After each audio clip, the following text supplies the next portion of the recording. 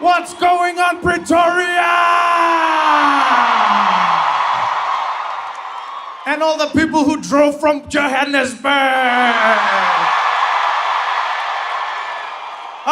We made it, everybody. We made it. Welcome to the show. Welcome to the show.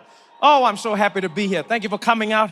It's been a long time coming. We've been waiting for this. You've been waiting. I've been waiting. It was supposed to happen a long time ago, but then it couldn't happen because of COVID. COVID was happening. I couldn't come back to do the shows. And then they said there's no shows. And then they said the shows are limited. Then they said it's not limited, but now there's still COVID. Then I saw COVID in South Africa. I was like, I'm not going to take that chance.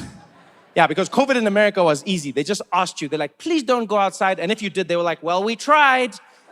Yeah, hey, it was no joke. I saw soldiers kicking people into their houses. Get inside. I'm in my yard. Hey, COVID is coming. So I was like, I'll wait. But I was always coming back. Wow, it's good to be back, y'all. It is so good to be back. So good to be back home. You know, everyone asked me that question, by the way. A lot of people ask me that question. They go like, Trevor, does it still feel like home? Hey? Does it feel like home? Like, is it really home? Guys, it will always feel like home. That doesn't change. The people, the food, the culture, and most importantly, the reason it'll always feel like home is because even when I was in New York for 8 years, every few months, I would get an SMS from the SABC telling me to pay my TV license. Yo, guys, those people are relentless, eh? Those people are relentless. I was in New York, these people were still there. Cling, pay your TV license. You are in arrears, 47 Rand and 60 cents. I would ignore it because I was like, it's probably automated. I don't even live there. They would come back in. Second warning, pay your TV license. 47 Rand and 60 cents. I was like, guys, I don't live there. You must leave me alone. I even replied once. I was like, stop, unsubscribe. Then they responded, Pay your TV license. 47 Rand, 60 cents. I started ignoring it. A few months later, I got referred to a debt collector. Yeah, because the SABC doesn't play, guys. They're one of the one section that works there is the debt collecting. They don't play games there. Literally, I was minding my own business. I'm walking around in New York City. My phone rings. It was an unknown number, right? And I answered it, because you can when you live in America. You can do these things, you know? Yeah, you can take chances like, because in South Africa, guys, you know. Right. Unknown numbers, unknown problems, yeah?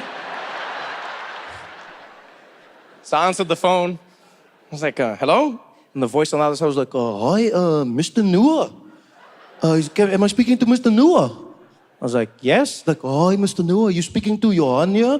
I'm calling you from David and Associates. We've been referred your case by the SABC because your account are in arrears. And your failure to pay means that we are now going to be attaching your assets. I was like, assets? Plural. That's 47 Rand and 60 cents. He's like, that's right, Mr. Noah, but actually now it has gone up. It is now 49 Rand because of interest. I was like, Johan, listen, man. I don't live in South Africa, so I don't need a TV license because I don't watch TV in South Africa anymore. He's like, well, we don't know that, Mr. Noah. Okay? We don't know where you are or what you are doing. I was like, my man, but you do. You do. No, because, guys, I worked at a show called The Daily Show. They wrote it in the name. So you knew where I was every day. Every day. That's the best alibi. Where is he? He's there. When? Daily. Johan didn't buy that, eh? Johan was there, like, well, sir, because you didn't go through the correct protocol, then you did not cancel your TV license, so you are still in arrears. I didn't even know there was protocol. Did you know this? I didn't know this. What is the protocol? He's like, so you were supposed to go and get an affidavit stating that you no longer have a TV. I'm like, Johan, our police are dealing with too many things in this country. For me now to go to them. Can you imagine me walking into a police station? I'm there waiting in the line. Finally, I get up there. Next. Yebo Baba. Yes, can I help you? Yes, so I need an affidavit, please. Okay, what's happening?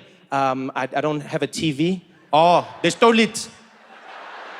No, they didn't steal it. So you have it? No, I don't have it. No, I don't live here and I don't have a TV. I need to tell the SABC I don't need a TV license. Okay. So what do you want from me? No, I need an affidavit. I need you to write the affidavit. That's what they said. Oh, okay. What's your name? Trevor. Okay, Trevor doesn't have a TV. But how do I know you don't have a TV? I'm like, I don't know. He's like, okay, did you watch Chief Pirates? No. Okay, doesn't know the Chief Pirates game, no TV, STEM. What am I doing? It's the most ridiculous thing I've ever heard. He didn't follow the protocol, but Johan was adamant. I'm having an hour-long conversation. We're arguing back and forth. At some point, I said, Johan, I know you're doing your job. I know you're doing your job, Johan. But please, I don't watch TV in South Africa. And then Johan, without missing a beat, is like, Mr. Noah, you might live in America, but we don't know when and where you are coming back and what you are doing.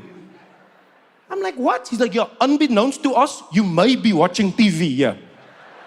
I'm like, what does that mean? What, you think I'm sneaking back into the country to watch Seven de Land? Yeah, quickly, Charmaine, make it back to Oppie Coffee, quickly.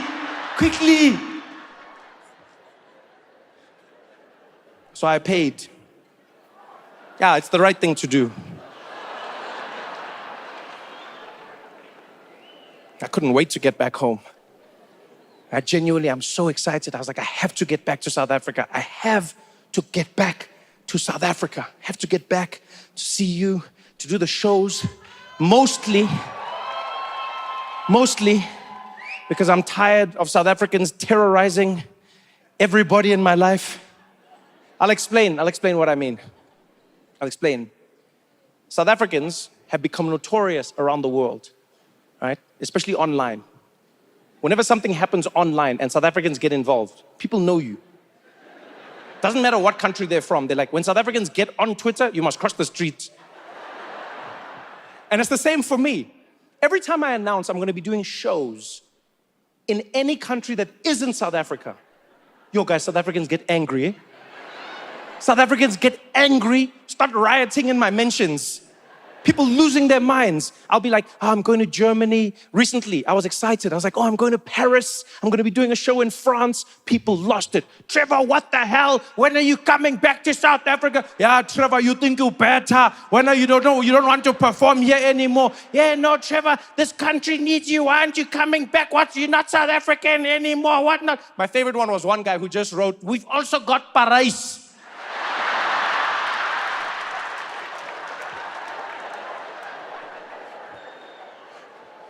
You know, guys, it's gotten so intense that even my team in LA is afraid of South Africans. My team in Los Angeles is terrified of you, terrified. Yeah, we'll announce that we're doing a tour, right? And the first time this happened, it was mind-blowing. One of my team members came up to me and he's like, yo, Trevor, dude, this is really exciting, man. We're launching the European dates. Everything's going live and we're gonna be kicking that off tomorrow. And I was like, oh, that's cool. So when do we go live? He's like, well, we're just waiting for South Africans to go to sleep. I was like, what? He's like, yeah, we just gotta wait for them to go to sleep.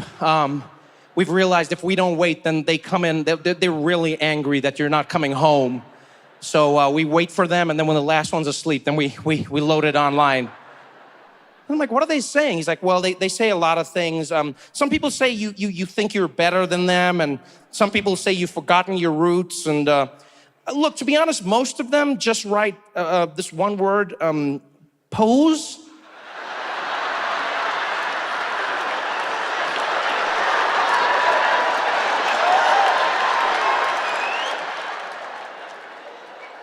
You know who you are.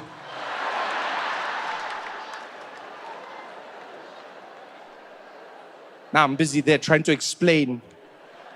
What does pose mean? It doesn't mean anything. Hey, it just means like crazy, you know? Like, yeah, what a crazy story. Pose. So I had to come back just to stop South Africans from terrorizing me online. You know? Yeah, you guys know who you are. I've learned, keep your friends closer and South Africans closer. I was so excited though, man. I was coming back home, flying back into the country. When you're heading back into South Africa, you're like, I wonder if it's gonna feel the same. This is the longest I've been away. Longest. You come back regularly, see family, do shows, and then there was this long break.